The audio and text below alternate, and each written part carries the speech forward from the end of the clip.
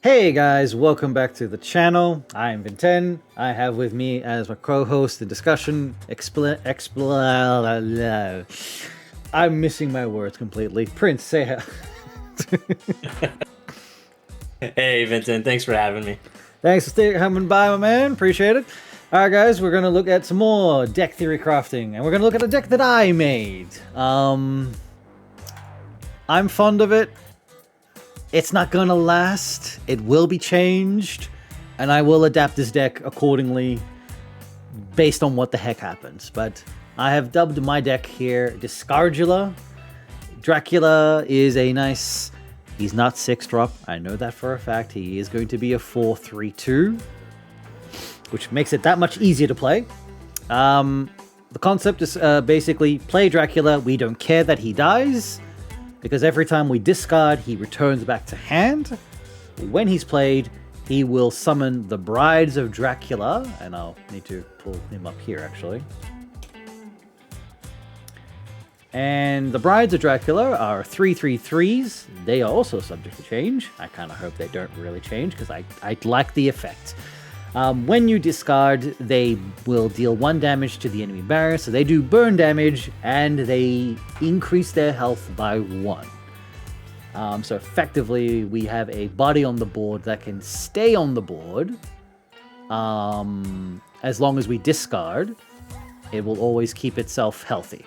So that's like that whole concept behind that one. And then we have other aspects of the discard setup that I've put in 4th place here. So your axe throw, which is really doing 4 damage, not 5. We're waiting, that's going to be changed.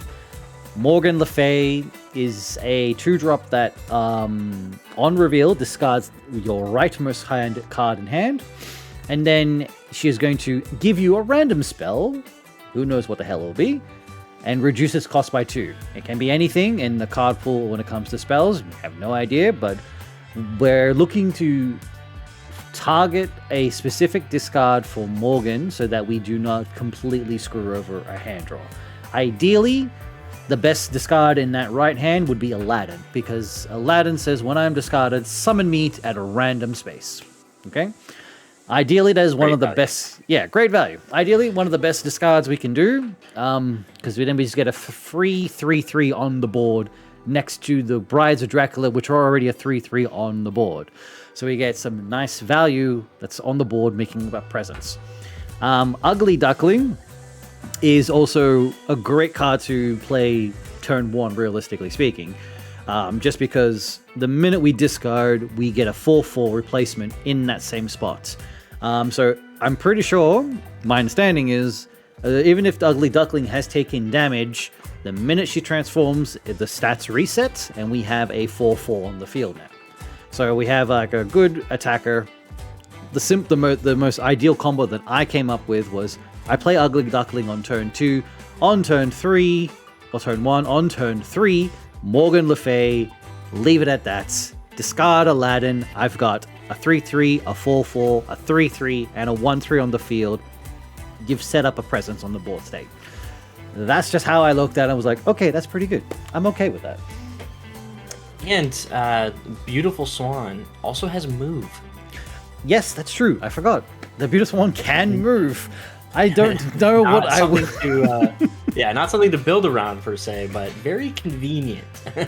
It's convenient, honestly, yes. And it's good, because if they are going to put some kind of blocker there that you don't like, okay, we'll just move the Swan somewhere else. It's perfectly fine. Get a free swing with the... Well, on the next turn, you get to move the Swan, because the minute it's transformed, right, it's stuck where it is. But then, obviously, the next turn, you can move it. So that's a nice little feature of the Beautiful Swan. And then we have Basam, or Hassan, as I'll say. A nice power-statted 3/5/5, which I'm pretty sure, based on the way this effect works, even if you do not have an even cost card to discard, it shouldn't matter. You have just played a 3/5/5. But ideally, if he's able to discard a card, there are 2 major options here. It's Cochet and John Henry. And the reason we want to mainly target those 2, one, Cochet is able to return to hand, even if he's destroyed or discarded, and he gets stronger and stronger every single time. So ideally, this is a great card to keep discarding because we don't care, it's going to come back. And it's a nice big 6 play when we need to play it, and it's a big creature or minion on the field. John Henry specifically is so that if he is discarded, we want a certain card on the field, which is called Doppelganger. It says when you discard a character, I transform into a copy of that character. Realistically, it takes a little bit of setup to get things on the board state. It's not quick and easy with a specific way of playing discard, but we want to basically set up cards on the field so that when we're ready to start doing the discard shenanigans and get the engine rolling, you're just going to see pop-ups happen across the board state. So Doppelganger, realistically, we wanted to transform into John Henry. John Henry is a stupid statted minion that needs to have one of the key phrases removed from it. Either the trample first strike has to go. It's good enough as a 10-drop that we will never play. It is a card that you should never even want to play when playing this deck. Never really want to play this card, ideally. If for some reason we have it in our hand and we have 10 mana, okay, fine, yeah. But we want to cheat out John Henry. That's the whole point of the deck. And using Doppelganger to do it is a fun way of getting this set up. Ideally, Doppelganger also transforming into another Koschei isn't such the worst thing as well, because if it is to die, it's back in hand. And then we can go from there. But I still think the ideal target is John. Because Koschei being a 6-drop is already in that high mana value as I see it, when we're better off trying to do other plays. We run King Shire here as well, because we want him to be able to draw us cards every turn. And even if we don't use that card, he will discard it, giving our engine extra fuel, which is for the Brides of Dracula. We'll discard, they'll burn, they'll gain HP. We trigger, if for some reason, if we're able to put another ugly duckling on the field, we trigger. And if Dracula is dead, and we discard, Dracula comes back to hand, and then we can resummon the Brides from there again by casting Dracula again. Captain it's interesting because if you have Doppelganger in your hand and King Shah's on the field, when the round starts, you draw a card. Even if he doesn't stick around, you're going to discard that card before combat. Yes, so no matter what, if whatever character you draw, if it's something you want to copy, getting your Doppelganger that turn will get you basically 2 effects. Yeah, that was actually a point that I was also making sure, because we've played the demo, and King Schreier, as it happens, is that discard trigger definitely happens after you have revealed the board state and your opponent has revealed. Then we go to combat, then King Schreier goes, bye-bye. And therefore Doppelganger will go, cool, let me transform. So great. That's another amazing synergy as well. Like, that discard always happens right before combat, which allows setups to take place. So that's another point into King Schreier, which is why I really like him in this deck for that reason.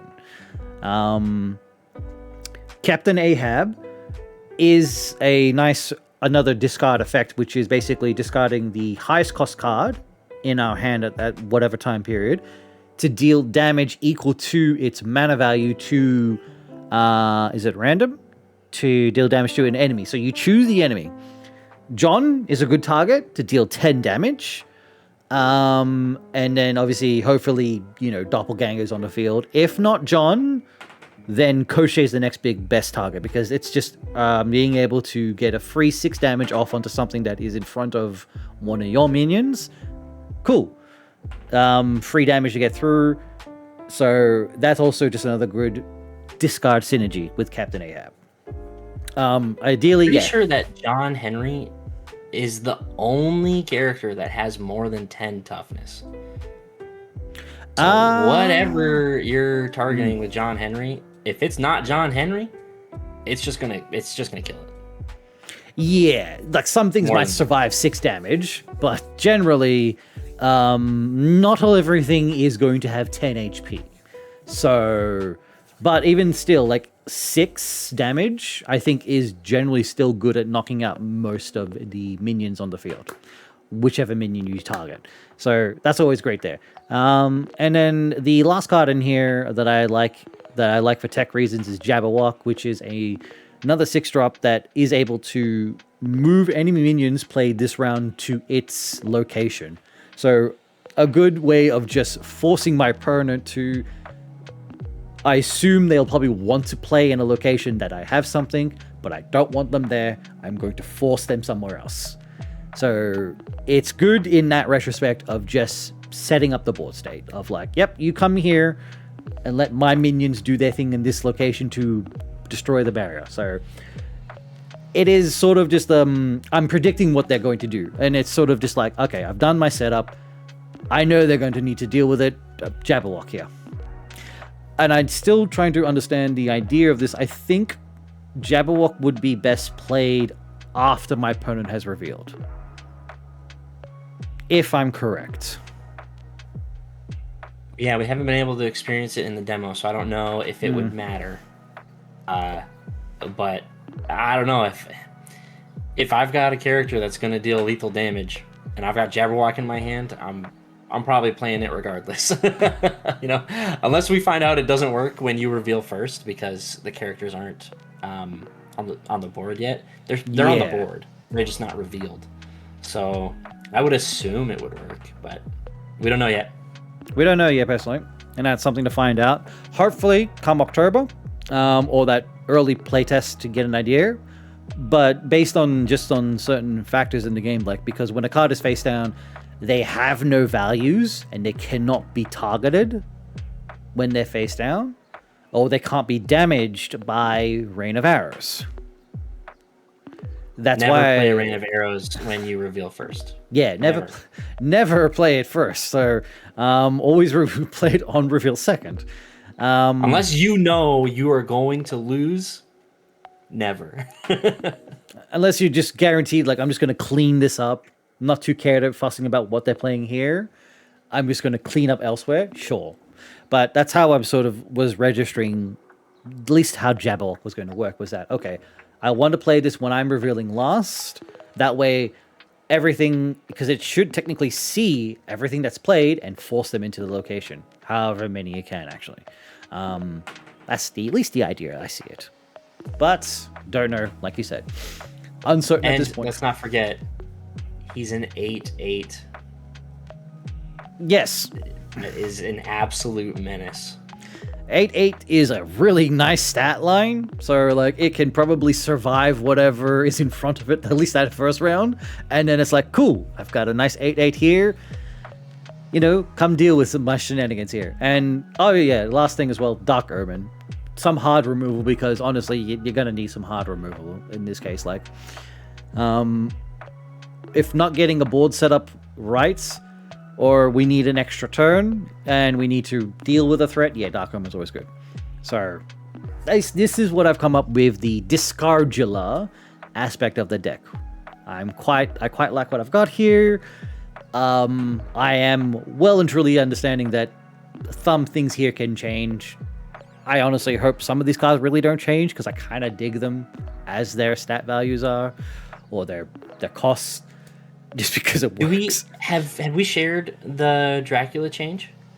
No, haven't actually. This would be a good example for changes that we can expect.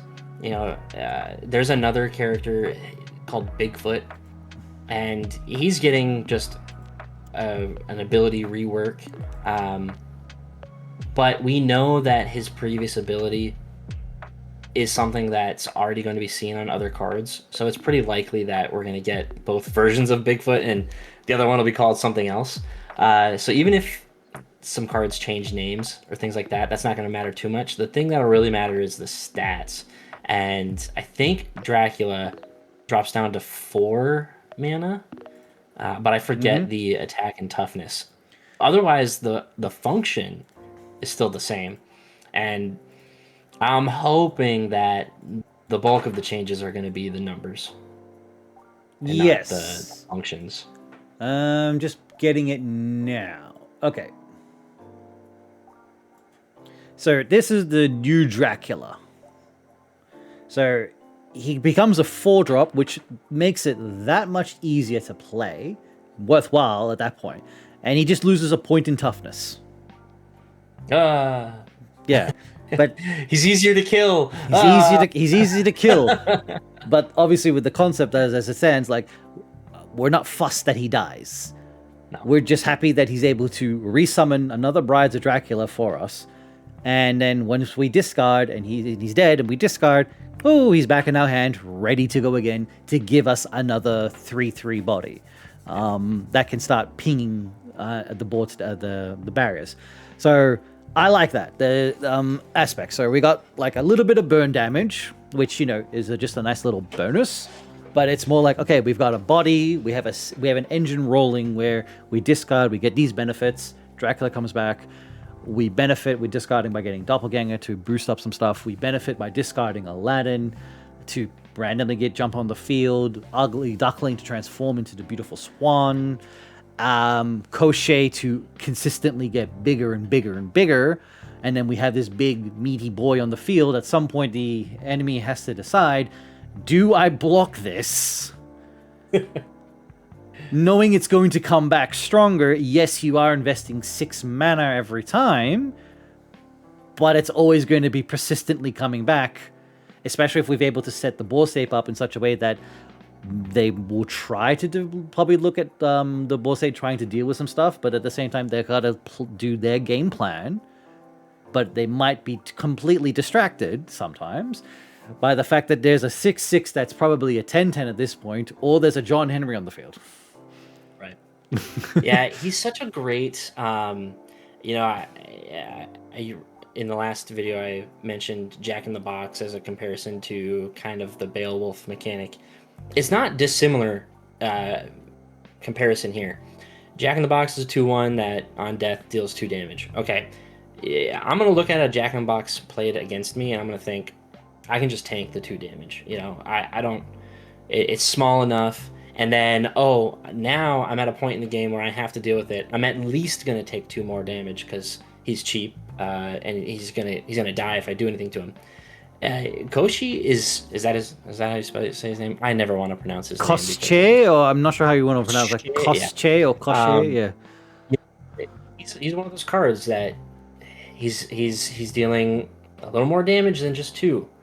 So if he's on the board, even as a 3/3, it's just a persistent. Obviously, it's not what we want to put him down as, but he's just a card that your opponent's going to have to look at and say, I could deal with this, but if I do, it's going to come back bigger. I'm just going to let it smack my barrier for 3 every turn. That is a tough call to make. So I really like the mechanics of this card.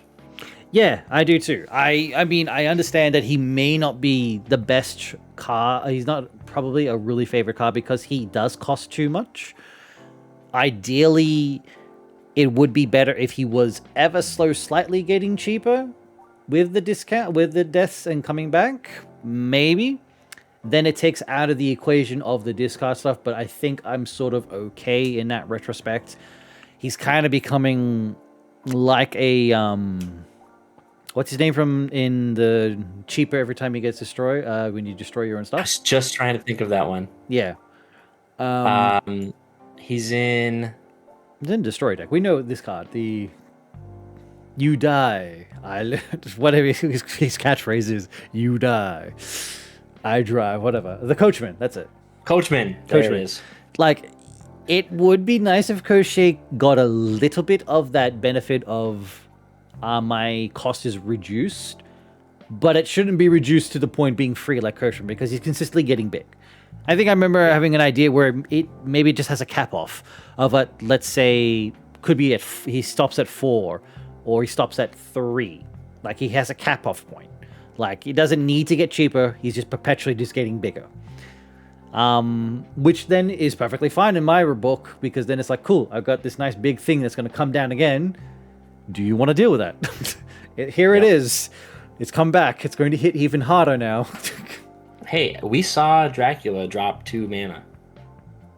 You know, he could just start as a 5 3/3 or a 4/3/3. Probably not the 4.